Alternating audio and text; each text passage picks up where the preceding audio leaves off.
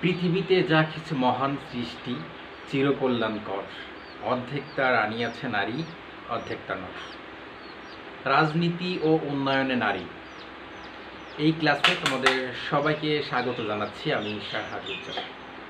আশা করি তোমরা সবাই ভালো আছো, বাসায় আছো এবং নিরাপদে আছো। রাজনীতি ও উন্নয়নে নারী, রাষ্ট্রবিজ্ঞান বিভাগের অনার্স দ্বিতীয় বর্ষ এবং স্নাতক পাস অর্থাৎ ডিগ্রি তৃতীয় বর্ষের জন্য সমানভাবে প্রযোজ্য হবে। রাজনীতি ও উন্নয়নে নারী যে মেজর কোর্সটি রয়েছে সেটা আজ আমরা দেখার চেষ্টা করব যে নারী ও রাজনীতি এটা আসলে কি, এবং নারী ও রাজনীতি এই বিষয়টার যে বিষয়বস্তু তথা পরিধি রয়েছে সেটা জানার চেষ্টা করব। তার আগে একটু আসি, নারী ও রাজনীতি এই সাবজেক্টটা আসলে কি। স্নাতক পাস এবং স্নাতক সম্মান পর্যায়ে যতগুলো সাবজেক্ট রয়েছে তার ভিতরে অন্যতম একটি ডাইনামিক এবং সৃজনশীল সাবজেক্ট হচ্ছে নারী ও রাজনীতি। পুরো এই সাবজেক্টটাতে নারীর ক্ষমতায়ন, নারীর উন্নয়ন, নারীর বিরুদ্ধে যে বৈষম্য রয়েছে সেই সকল বৈষম্য দূরীকরণ করে নারীর ক্ষমতায়ন নিশ্চিত করার লক্ষ্যে, অর্থাৎ গতানুগতিক যে ধারা ছিল, যে ঐতিহ্যগত যে প্রথা, রীতিনীতি, সমাজের যে নির্দেশকগুলো ছিল সেই দেয়ালটা টপকে আধুনিকতার সাথে তাল মেলানো, সর্বোপরি নারীর মেধা, দক্ষতা, যোগ্যতা অনুযায়ী তাকে সেই পদে বসানো, অর্থাৎ নারীর ক্ষমতায়ন বা উইমেন এম্পাওয়ারমেন্ট যেটাকে বলছি, সেটা হচ্ছে মূল লক্ষ্য এই সাবজেক্টটা। নারীকে কিভাবে ক্ষমতায়ন করা যায়, নারীর সেই প্রচলিত প্রথা ভেদ করে কিভাবে আধুনিক যে সমান যে আসন রয়েছে পুরুষের সেই আসনে কিভাবে বসানো যাবে, সেটা হচ্ছে এই সাবজেক্টের মূল বিষয়। আমরা এখন দেখব নারী ও রাজনীতি এই যে সাবজেক্টটা রয়েছে সেটার বিষয়বস্তু এবং পরিধিটা কি, আসলে এটা কি আলোচনা করে সেই বিষয়গুলো। প্রথম যে বিষয়বস্তু সেটা হচ্ছে নারী আন্দোলন। আমরা জানি যে আজকের অবস্থানে নারী যে এসেছে তাকে অনেকগুলো পথ পাড়ি দিয়ে, অনেক বাধা, সামাজিক যে বাধা রয়েছে, কুসংস্কার রয়েছে, গ্রামী রয়েছে, ধর্মীয় যে বিষয়গুলো রয়েছে সেইগুলো টপকে কিন্তু আজকের এই অবস্থানে নারীকে আসতে হয়েছে। নারীর বর্তমান যে অবস্থান সেটা একদিনে সৃষ্ট কোনো আন্দোলনের ফল নয়। এটার জন্য নারীকে প্রতিনিয়ত সংগ্রাম করতে হয়েছে। আমরা জানি যে শুরুর দিকে নারীর ভোটাধিকার পর্যন্ত ছিল না। নারীর ভোটাধিকারের জন্য যখন আন্দোলন সংগ্রাম হলো, তার পরবর্তীতে শুধুমাত্র শ্বেতাঙ্গ যে নারী ছিল তারা তাদের ভোটাধিকার ফিরে পেয়েছিল, এর পরবর্তীতে কৃষাঙ্গরা ফেরত পেয়েছে। সুতরাং এই যে নারী আন্দোলন, যুগে যুগে কিভাবে নারী আন্দোলন করেছে, কিভাবে সমবেত হয়েছে, কিভাবে তারা পর্দার অন্তরাল থেকে সামনে আসতে পেরেছে, পুরুষতান্ত্রিক যে মতাদর্শ রয়েছে সেই মতাদর্শ টপকে কিভাবে তারা নিজেদের পথকে সৃষ্টি করেছে, সেই বিষয়গুলো নিয়ে আলোচনা করে এই নারী ও রাজনীতি। সুতরাং ইতিহাসের পাতায় যদি আমরা দেখি, সেই 1800 অর্থাৎ অষ্টাদশ শতাব্দীর পরবর্তীকালীন সময় থেকে, অর্থাৎ শিল্পায়নের যে সময় রয়েছে সেই সময় থেকে এখন পর্যন্ত বিভিন্ন আন্দোলন সংগ্রামের মাধ্যমে নারীরা তাদের অধিকার প্রতিষ্ঠা করার চেষ্টা চালিয়েছে এবং সেটা সম্ভব হয়েছে। সুতরাং বিভিন্ন সময়ে যে নারী আন্দোলনগুলো রয়েছে সেই নারী আন্দোলনটা রাজনীতি, নারী ও রাজনীতির এই তোমাদের যে সাবজেক্টটা রয়েছে সেই সাবজেক্টের বিষয়বস্তুর অন্তর্ভুক্ত। এরপর 2 নাম্বার যে বিষয়বস্তুটা রয়েছে সেটা হচ্ছে নারীবাদ। আমরা জানি নারীবাদটা আসলে কি। নারীর পক্ষ নিয়ে কথা বলা, নারীর অধিকার প্রতিষ্ঠা করা, নারীর বিরুদ্ধে যে বৈষম্য, নিপীড়ন, অত্যাচার বা সামাজিক যে বাধা রয়েছে সেই বাধাগুলো টপকে নারীর অধিকার প্রতিষ্ঠার লক্ষ্যে যারা কাজ করে তাদেরকে আমরা বলি নারীবাদী। আর নারীর অধিকারকে ফেরত দেওয়ার জন্য যে আন্দোলন বা সংগ্রাম সেটা হচ্ছে নারীবাদ। সুতরাং যদি এক কথায় বলতে চাই, নারীর পক্ষে কথা বলা, নারীকে সামনে নিয়ে আসা, সেটা হচ্ছে নারীবাদ। এই নারীবাদটা কি, এই নারীবাদের ধরনটা কেমন, এই সমস্ত বিষয়বস্তু নিয়েও কিন্তু এই রাজনীতি ও উন্নয়নের নারী বিষয়টা কাজ করেছে। এখানে উদারপন্থী নারীবাদ রয়েছে, রেডিক্যাল নারীবাদ রয়েছে, মার্ক্সীয় নারীবাদ রয়েছে। প্রত্যেকটা নারীবাদের কিন্তু আলাদা আলাদা মূল কথা রয়েছে। উদারপন্থী নারীবাদের মূল কথা হচ্ছে নারীর অধিকার প্রতিষ্ঠা করার জন্য, অর্থাৎ নারীর পেছনে যে অপশক্তি রয়েছে সেই অপশক্তি দূর করে তাদের সামাজিক গ্রহণযোগ্যতা, তাদের অধিকার, তাদের ক্ষমতায়নের লক্ষ্যে পুরুষতান্ত্রিক মতাদর্শকে উদার মেন্টালিটি হতে হবে, অর্থাৎ উদার মানসিকতার মাধ্যমে নারীকে তার ক্ষমতায়নে আনা। এটা হচ্ছে উদারপন্থী নারীবাদের মূল কথা। সুতরাং এই যে বিভিন্ন ধরনের নারীবাদ রয়েছে, রেডিক্যাল রয়েছে, মার্ক্সীয় রয়েছে, মার্ক্সীয় যে নারীবাদের কথা আমরা বলছি সেখানে নারীর অধিকার, প্রত্যেকটা নারীবাদেই কিন্তু নারীর অধিকার প্রতিষ্ঠার ক্ষেত্রে গুরুত্বপূর্ণ ভূমিকা কিভাবে পালন করা যাবে সেটা নিয়ে আলোচনা করা হয়েছে। সুতরাং এই যে বিভিন্ন ধরনের যে নারীবাদ রয়েছে সেই নারীবাদগুলো কিন্তু নারী ও রাজনীতি এই বিষয়টার পরিধির আওতাভুক্ত। এরপর ৩ নাম্বার যে বিষয়টা রয়েছে সেটা হচ্ছে প্রচলিত সমাজ কাঠামো। আমরা যে সমাজে বসবাস করি, সেই সমাজের সুনির্দিষ্ট কিছু রীতিনীতি, প্রথা, অতীত ইতিহাস বা ঐতিহ্য রয়েছে। সেই সমাজের একটা নির্দিষ্ট কাঠামো রয়েছে, সমাজের 4টা দেয়াল আছে। সেই দেয়াল টপকে সামনে আসা একজন নারীর পক্ষে ততটা সহজ নয়। সুতরাং এই যে প্রচলিত যে সমাজ কাঠামো রয়েছে সেই প্রচলিত সমাজ কাঠামো দুর্ভেদ্য, যেটাকে ভেদ করে সামনে আসা যায় না। এই নারী ও রাজনীতি এই যে সাবজেক্টটা রয়েছে, এই সাবজেক্টে প্রচলিত যে সমাজ কাঠামো রয়েছে সেই সমাজ কাঠামো ভেঙে কিভাবে আধুনিক যে সমাজ রয়েছে সেই সমাজের থেকে সামনে আসতে পারে, অর্থাৎ সেই যে প্রথা বা রীতিনীতি বা যে সোশ্যাল অবস্ট্যাকলস যেগুলো রয়েছে সেই অবস্ট্যাকলসগুলো অতিক্রম করে কিভাবে আমরা এই নারীর ক্ষমতায়নে নিয়ে আসতে পারবো, নারীকে সামনে নিয়ে আসতে পারবো, সেই বিষয়টা কিন্তু রাজনীতি ও উন্নয়নের নারী এই যে বিষয়টা তার পরিধির আওতাভুক্ত। প্রচলিত যে সমাজ কাঠামো রয়েছে সেখানে নারী নির্যাতন রয়েছে, নারীকে অপহরণ রয়েছে, নারীর উপর শারীরিক মানসিক যে নির্যাতন রয়েছে, সেই বিভিন্ন ধরনের যে সাইনগুলো আমরা দেখি সেই বিষয়গুলোর কথা এই সাবজেক্টটাতে বলা আছে। পুরা কোর্সটাই সাজানো হয়েছে নারীর অধিকার, নারীর কর্তব্য, নারীর অর্জন এই বিষয়গুলো। সুতরাং আমরা যখন বিস্তারিত আলোচনা করব তখন এই বিষয়গুলো আশা করি আরও অনেক বেশি পরিষ্কার হয়ে যাবে তোমাদের কাছে। তো এই প্রচলিত যে সমাজ কাঠামো রয়েছে, অর্থাৎ যে সোশ্যাল স্ট্রাকচারটা এক্সিস্ট করছে, যেটা এখন চলছে, সেই সমাজ কাঠামোর পুঙ্খানুপুঙ্খ বিশ্লেষণ কিন্তু এই সাবজেক্টটা করবে, যেটা দেখব আমরা সামনে। এরপর 4 নাম্বার যে বিষয়টা পরিধিতে আওতাভুক্ত সেটা হচ্ছে জেন্ডার বা লিঙ্গগত অবস্থান। এই বিষয়টা আলোচনার আগে একটা বিষয় একটু পরিষ্কার হওয়ার দরকার আছে, সেটা হচ্ছে what is the differences between A sex and gender. অর্থাৎ জেন্ডার এবং সেক্স এই দুটোর ভিতরে পার্থক্যটা কি সেটা আমাদেরকে একটু দেখতে হবে। সেক্সটা হচ্ছে এ বায়োলজিক্যাল সাইন, একটা বায়োলজিক্যাল সাইন, যে সাইনটা দেখে আমি বুঝতে পারি যে আমি পুরুষ বা আমি নারী। অর্থাৎ এই যে ফিজিক্যাল যে সাইনটা রয়েছে সেই চিহ্নটা, শারীরিক যে চিহ্ন রয়েছে সেটাকে আমরা বলছি সেক্স।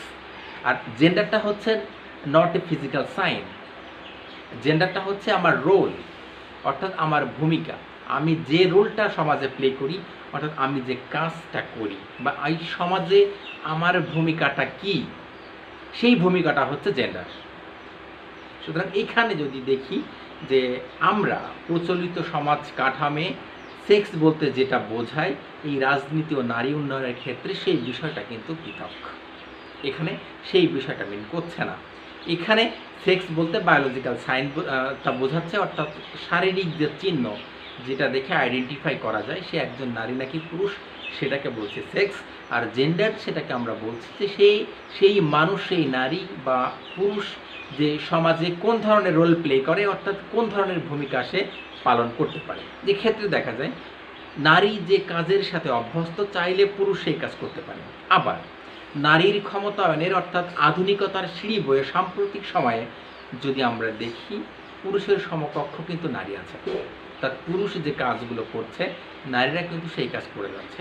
এখনকার সময়ে প্রশাসন থেকে শুরু করে বিমান চালানো পর্যন্ত, এনএসআই থেকে শুরু করে ডিপ্লোম্যাটিক জোন যেগুলো রয়েছে, সার্বিক ক্ষেত্রে কিন্তু নারীর পদচারণা রয়েছে। সুতরাং এই রাজনীতি ও উন্নয়নে নারী যে বিষয়টা তোমরা পড়ছো, সেই বিষয়টা জেন্ডার বা লিঙ্গগত যে অবস্থান রয়েছে, সেই অবস্থানটা আলোচনা করবে। সেই কি আলোচনা করবে, বিষয়ভিত্তিক, অধ্যায় ভিত্তিক সেই আলোচনাগুলো আমরা সামনে করব। আজ শুধু দেখছি যে এই সাবজেক্টটা কোন কোন বিষয় নিয়ে আলোচনা করে, অর্থাৎ এর পরিধিটা কি সেটা। এরপর 5 নাম্বার যে বিষয়বস্তুটা রয়েছে সেটা হচ্ছে নারী উন্নয়ন। এটাকে বলছি উইমেন ডেভেলপমেন্ট, আবার বলছি উইমেন এম্পাওয়ারমেন্ট। দুটো কিছুটা সিনোনিম। বিষয় হচ্ছে এই পুরো সাবজেক্টটার প্রধান এবং অন্যতম লক্ষ্য হচ্ছে নারীর ক্ষমতায়নটা নিশ্চিত করা। অর্থাৎ আগেই বলেছি যে প্রচলিত যে সমাজ কাঠামো রয়েছে, নারীর বিরুদ্ধে যে কুসংস্কার, গোঁড়ামি, রক্ষণশীলতা বা সামাজিক যে বাধা নিষেধের দেয়ালে নারীকে আবদ্ধ করে রাখা হয়েছে, সেই দেয়ালটাকে টপকে, অর্থাৎ আধুনিক যে সমাজ ব্যবস্থা রয়েছে, সেই সমাজের কোণে একটা সুন্দর গ্রহণযোগ্য অবস্থান সৃষ্টি করা, সেটা হচ্ছে এই সাবজেক্টের অন্যতম একটা লক্ষ্য। সুতরাং নারীর এই যে উন্নয়ন কিভাবে করা যাবে, অর্থাৎ নারীর যে পশ্চাৎপদ একটা ভূমিকা সমাজে রয়েছে, নারীকে স্বাভাবিকভাবে গ্রহণ করা হচ্ছে না, নারীকে কখনো অপশক্তির প্রতীক হিসেবে দেখা হচ্ছে, নারীকে কখনো উন্নয়নের পেছনে বাধা হিসেবে দেখা হচ্ছে, এই যে মন মানসিকতা বা টেন্ডেন্সি, সেই টেন্ডেন্সি থেকে বেরিয়ে এসে কিভাবে নারীর উন্নয়ন করা যাবে, কোন ধরনের পদক্ষেপ গ্রহণ করলে নারীকে সামনে নিয়ে আসা যাবে এবং একটা কার্যকর যে ভূমিকা রয়েছে, সেই কার্যকর ভূমিকায় তাকে অধিষ্ঠিত করা যাবে, সেই বিষয়টা কিন্তু রাজনীতি ও উন্নয়নে নারী এই সাবজেক্টটার একটা বিষয়বস্তুর অন্তর্ভুক্ত। এরপর 6 নাম্বার যে বিষয়টা রয়েছে সেটা হচ্ছে উইমেন এম্পাওয়ারমেন্ট, অর্থাৎ নারীর ক্ষমতায়ন। এই সাবজেক্ট অর্থাৎ এই টপিকসটা আলোচনা করার আগে আমাদের দেখতে হবে নারীর ক্ষমতায়নটা আসলে কি। সাম্প্রতিক সময়ে আমরা অনেকেই এই টপিকসটার সাথে খুব ভালোভাবে পরিচিত। নারীর ক্ষমতায়নটা কি? নারীর ক্ষমতায়নটা হচ্ছে নারীর যে মেধা রয়েছে, নারীর যে যোগ্যতা রয়েছে, নারীর যে শক্তি রয়েছে, অর্থাৎ তার মেধা, দক্ষতা, যোগ্যতা অনুযায়ী তার সমাজে একটা পজিশন সৃষ্টি করে দেওয়া, তার একটা অবস্থান সৃষ্টি করাটাই হচ্ছে নারীর ক্ষমতায়ন। অর্থাৎ নারীর মেধা রয়েছে, সেই মেধাকে অবহেলা না করে সেই মেধা অনুযায়ী তার একটা কর্মের ব্যবস্থা করা, তাকে স্বাবলম্বী করে গড়ে তোলা, তার বিরুদ্ধে বৈষম্যগুলো দূর করা, এটা হচ্ছে নারীর ক্ষমতায়ন বা উইমেন এম্পাওয়ারমেন্ট। অর্থাৎ নারীর বিরুদ্ধে যে অপশক্তি রয়েছে সেগুলো দূর করা এবং নারীর যে যোগ্যতা বা মেধা দক্ষতা অনুযায়ী, অর্থাৎ সে যতটুকু জ্ঞান অর্জন করেছে সেই জ্ঞান অনুযায়ী তার একটা কর্মের সৃষ্টি করা, সেটা হচ্ছে নারীর ক্ষমতায়ন। তৃতীয় বিশ্বের অধিকাংশ দেশে, বিশেষ করে সাউথ এশিয়ার যে দেশগুলো রয়েছে, সেখানে কিন্তু ব্যাপকভাবে নারীর ক্ষমতায়ন চলছে। উদাহরণ হিসেবে যদি আমরা বাংলাদেশের দিকে তাকাই, সেখানে রাষ্ট্রীয় যে গুরুত্বপূর্ণ পদগুলো রয়েছে, প্রধানমন্ত্রী থেকে শুরু করে প্রধানমন্ত্রী, বিরোধী দলীয় নেত্রী, জাতীয় সংসদের স্পিকার সহ যে জেলা প্রশাসক, উপজেলা নির্বাহী অফিসার, তারপরে প্রশাসন সচিবালয় থেকে শুরু করে অফিস আদালত, প্রত্যেকটা ক্ষেত্রে কিন্তু নারীর পদচারণায় মুখরিত হয়েছে। এর পেছনে কিন্তু বাংলাদেশ সরকারের মাননীয় প্রধানমন্ত্রী শেখ হাসিনা অনেক বেশি গুরুত্বপূর্ণ অবদান রেখেছেন, অর্থাৎ নারীকে তার যোগ্যতা অনুযায়ী সেই জায়গাটা তিনি কিন্তু নিশ্চিত করেছেন। সুতরাং এই যে বিষয়টা রয়েছে রাজনীতি উন্নয়ন নারী, এই বিষয়টার একটা বিষয়বস্তুর অন্তর্ভুক্ত হচ্ছে নারীর ক্ষমতায়ন। এরপর 7 নাম্বার যে বিষয়বস্তু রয়েছে সেটা হচ্ছে নারী নির্যাতন। আমরা যে সমাজে বসবাস করি সেই সমাজের একটা কমন চিত্র, অর্থাৎ একটা সাধারণ দৃশ্য হচ্ছে নারী নির্যাতন। এখনো পর্যন্ত সেই প্রাচীন বা অন্ধকার আমলের অর্থাৎ আয়ামে জাহেলিয়া যেটাকে আমরা বলছি, সেই আয়ামে জাহেলিয়া অর্থাৎ অন্ধকার যুগের যে চিত্র রয়েছে সেই চিত্রের দৃশ্য এখনও সাদৃশ্যমান আমরা দেখি। আমাদের প্রচলিত যে সমাজ অর্থাৎ যে সমাজে আমরা বসবাস করি সেই সমাজে এখনও নারী অবহেলিত, নারীর উপর শারীরিক মানসিক নির্যাতন এখনও পর্যন্ত চলে। সুতরাং সভ্যতার এই যুগে এসে আগেই বলেছি পৃথিবীর যে বিশ্ব সভ্যতা রয়েছে সেই সভ্যতা সৃষ্টির পেছনে পুরুষের পাশাপাশি সমান অবদান কিন্তু নারীর রয়েছে। নারীর কর্ম প্রচেষ্টাই কিন্তু এই বিশ্ব ব্যবস্থা এগিয়ে যাচ্ছে। সুতরাং যেখানে বিশ্ব ব্যবস্থা এখন এই গতিতে চলছে সেখানে এখনও আবদ্ধ ঘরে আটকে আছে নারী। সেই নারীর বিরুদ্ধে কেন নির্যাতন হচ্ছে, সেই নির্যাতনগুলো দূর করে কিভাবে নারীর ক্ষমতা নিশ্চিত করা যাবে সেই বিষয়টাও কিন্তু এই রাজনীতি উন্নয়নে নারী তোমাদের এই বিষয়টা আলোচনা করে। এখন কিন্তু সেই যৌতুক প্রথার জন্য এখন আর নারীদের উপর নির্যাতন হয় না। এখন সমস্ত বিশ্ব যারা রয়েছে, নারী আন্দোলনগুলো রয়েছে, নারীর অধিকার রয়েছে, যে সিডিও সম্মেলনগুলো রয়েছে, যে জেনেভা যে কনভেনশনগুলো রয়েছে, প্রত্যেকটা নারী সম্মেলনে কিন্তু এই নারীর বিরুদ্ধে যে সহিংসতা, নারীর বিরুদ্ধে যে নির্যাতন রয়েছে সেই বিষয়গুলো নিয়ে কিন্তু পুঙ্খানুপুঙ্খ বিশ্লেষণ করা হয়, যার ফলে কার্যকর পদক্ষেপ যেমন নেওয়া হচ্ছে ঠিক একইভাবে সভ্যতাটা কিন্তু এগিয়ে যাচ্ছে। এরপর 9 নম্বর যে বিষয়বস্তুটা রয়েছে সেটা হচ্ছে গণমাধ্যমে নারী। গণমাধ্যমে নারী অর্থাৎ গণমাধ্যমটা কি আমরা জানি, একটা রাষ্ট্রের ফোর্থ স্টেপ বলা হচ্ছে এই গণমাধ্যমগুলোকে। অর্থাৎ গণমাধ্যম যারা দৈনন্দিন জীবনের যে সংবাদ বা যে যখন যা ঘটে যাচ্ছে সেই পরিস্থিতিগুলো যখন আমাদের সামনে উপস্থাপিত হচ্ছে সেই মাধ্যমগুলোকে আমরা বলছি গণমাধ্যম। অর্থাৎ যে মাধ্যমে আমরা দৈনন্দিন যে খবরগুলো রয়েছে বা সংবাদগুলো রয়েছে সেইগুলো আমরা জানতে পারছি। এই গণমাধ্যমে নারীর অবদান কতটুকু বা কতটুকু ভূমিকা রয়েছে বা তার গ্রহণযোগ্যতা বা কার্যকারিতা, এই বিষয়গুলো নিয়ে তোমাদের এই সাবজেক্টটা বিস্তারিত আলোচনা করে। সাম্প্রতিক তোমরা যদি এখন দেখো বিশ্ব ব্যবস্থার দিকে, প্রত্যেকটা সংবাদ মিডিয়া যেগুলো রয়েছে, নিউজ প্রেজেন্টার যেগুলো রয়েছে তার অধিকাংশই কিন্তু নারী। সুতরাং এক্ষেত্রে নারীর ক্ষমতায়ন যেমন বেড়েছে, গণমাধ্যমে নারীর অংশগ্রহণটাও বেড়েছে। সুতরাং এই সাবজেক্টে আলোচনা করবে কিভাবে গণমাধ্যমে নারীর অংশগ্রহণ বাড়ানো যেতে পারে, যারা যে সকল কর্মী রয়েছে, নারী কর্মী রয়েছে, তাদের নিরাপত্তা কিভাবে নিশ্চিত করা যেতে পারে এবং রাষ্ট্র তথা সমাজ এর সার্বিক উন্নয়নে এই সকল নারী কিভাবে ভূমিকা রাখছে সেই বিষয়গুলো কিন্তু এখানে রয়েছে। এরপর 10 নম্বর যে বিষয়বস্তুটা রয়েছে সেটা হচ্ছে নারী নেতৃত্ব, উইমেন লিডারশিপ। সাম্প্রতিক সময়ে সবচাইতে আলোচিত যে বিষয় সেটা হচ্ছে নারী নেতৃত্ব। তোমরা জানো বিশ্বের সর্বপ্রথম প্রধানমন্ত্রী কে ছিলেন, তোমাদের জানা আছে। এই বেনজির ভুট্টো, আর্জেন্টিনার প্রথম নারী প্রেসিডেন্ট ইসাবেলা পেরন, বাংলাদেশের প্রথম নারী প্রধানমন্ত্রী বেগম খালেদা জিয়া ছিলেন, বর্তমান প্রধানমন্ত্রী শেখ হাসিনা 3 টার্মে ক্ষমতায় আছেন। সুতরাং এই নারীর নেতৃত্ব কিন্তু আমরা যদি দেখি বাংলাদেশ জাতীয় সংসদে 30% 30টা থেকে সেটা কিন্তু বাড়িয়ে এখন 50টা আসন সংরক্ষিত রাখা হয়েছে এই নারীদের জন্য। সুতরাং এই নারীদের লিডারশিপ ক্যাপাসিটি কিন্তু বেড়েছে, নারীর নেতৃত্ব এখন বেড়েছে।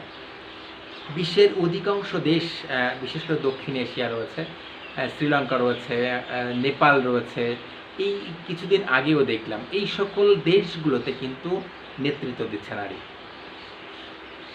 আমাদের তৃতীয় বিশ্বের উন্নয়নশীল দেশ বাংলাদেশের মতো জায়গাতে বাংলাদেশ স্বাধীন হওয়ার পর থেকে এখন পর্যন্ত অধিকাংশ সময় নেতৃত্ব দিয়েছে কিন্তু 2 জন নারী।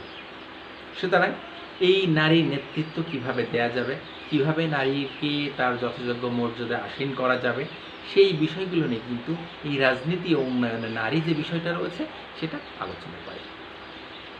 এরপর 11 নম্বর যে বিষয়বস্তু রয়েছে এই সাবজেক্টটা সেটা হচ্ছে গ্লোবালাইজেশন বা বিশ্বায়ন। বিশ্বায়ন কি সেটা তোমরা জানো। সাম্প্রতিক যে বিশ্ব ব্যবস্থা সেটা বিশ্বায়নের ধাক্কায় চলছে। থার্ড ওয়েভ আমরা যেটাকে বলছি, যে তৃতীয় বিশ্বের একটা তৃতীয় ধাক্কা, তৃতীয় ঢেউ, থার্ড ওয়েভ, সেটা হচ্ছে এই বিশ্বায়ন, গ্লোবালাইজেশন। বিশ্বায়নের মূল কথা হচ্ছে যে সমস্ত বিশ্ব বাধাহীন একটা বাজার হিসেবে চলবে, অর্থাৎ মুক্ত বাজার একটা অর্থনীতি, সেখানে কোনো ব্যারিয়ার থাকবে না, সেখানে কোনো অবস্ট্রাকলস থাকবে না, অর্থাৎ অনেকটা মুক্ত বাজারের মতো। একটা দেশের পণ্য আরেকটা দেশে অবাধে প্রবেশ করবে, সেই দেশের পণ্য এদেশে আসবে, অর্থাৎ ব্যবসা বাণিজ্যের ক্ষেত্রে বা অর্থনীতির ক্ষেত্রে সীমাহীন বাণিজ্য যেটাকে আমরা বলি, সেটা হচ্ছে বিশ্বায়নের মূল কথা। এই বিশ্বায়নটা কি করেছে নারীর ক্ষেত্রে?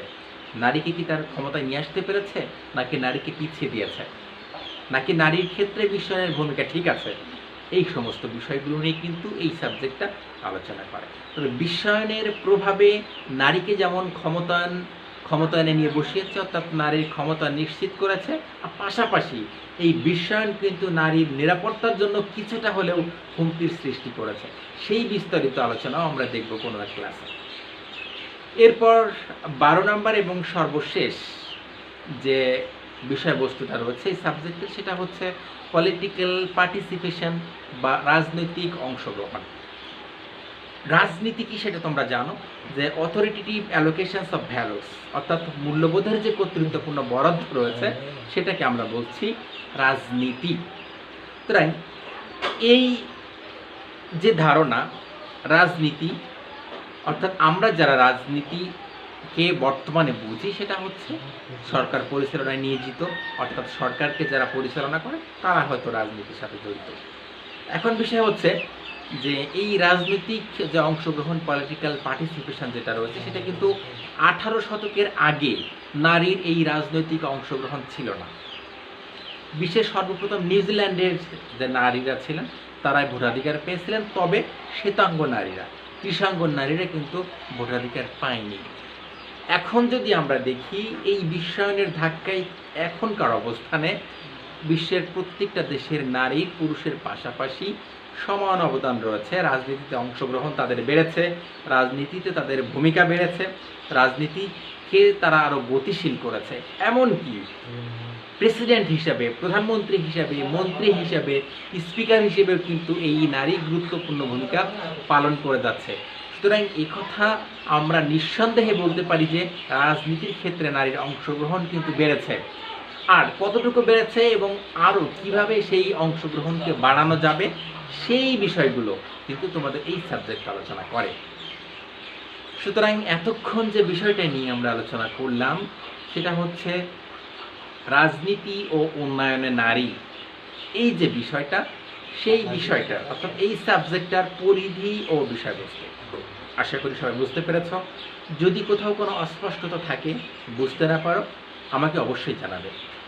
দেখা হবে সামনের ক্লাসে। তত সময় সবাই ভালো থাকবে, নিরাপদে থাকবে। শুভকামনা সবার জন্য।